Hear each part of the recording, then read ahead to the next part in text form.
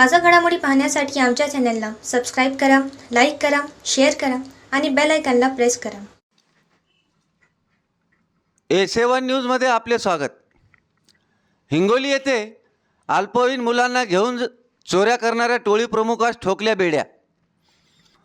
शहरात एका शेतकऱ्याची 40,000ची बॅग व एका वृद्ध महिलेची रोख रकमेची पर्स चोरून नेल्यासंदर्भात गुन्हे दाखल झाले असताना स्थानिक गुन्हे शाखेच्या पथकाने त्याचा छडा लावून अल्पवयीन मुलांना घेऊन चोऱ्या करणाऱ्या टोळी प्रमुखास जेरबंद केले.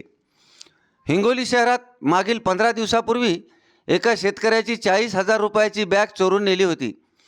तसेच दुसऱ्या घटनेत एका वृद्ध महिलेची रोख रकमेची पर्स चोरून नेल्या संदर्भात हिंगोली शहर पोलिसात गुन्हा दाखल झाला होता.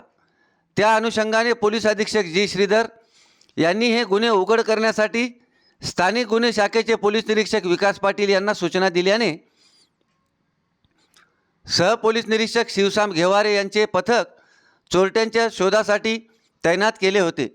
दिनांक 19 जूनला हिंगोलीत हे पथक पेट्रोलिंग करीत असताना हिंगोली शहरातील पैशाची बॅग व वृद्ध महिलांना गाठून पर्स चोरी करणारी एक टोळी असून त्यांचे टोळी प्रमुख दशरथ चंदू शिंदे राहणार अण्णाभाऊ साठे नगर हिंगोली हा हिंगोलीतील काही अल्पवयीन मुलांना सोबत घेऊन चोऱ्या करायला लावतो अशी माहिती मिळताच पथकाने तात्काळ तपासचक्र फिरवून टोळी प्रमुख दशरथ चंदू शिंदे यास ताब्यात घेतल्यानंतर त्याने प्रारंभी उडवाउडवीची उत्तरे दिली.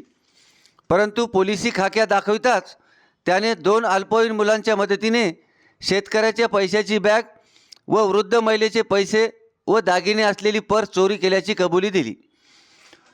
स्वतःच्या हिश्श्याला आलेले चोरीतील मुद्देमाल 14,000 रुपये व मोबाईल असा एकूण 15,000चा मुद्देमाल पोलिसांना काढून दिल्यानंतर त्याला हिंगोली शहर पोलीस ठाण्यात अटक करून हजर केले.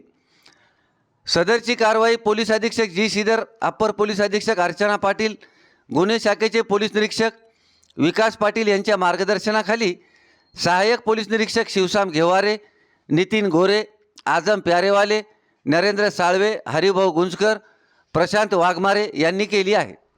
A7 न्यूजसाठी अनिस अहमद, हिंगोली.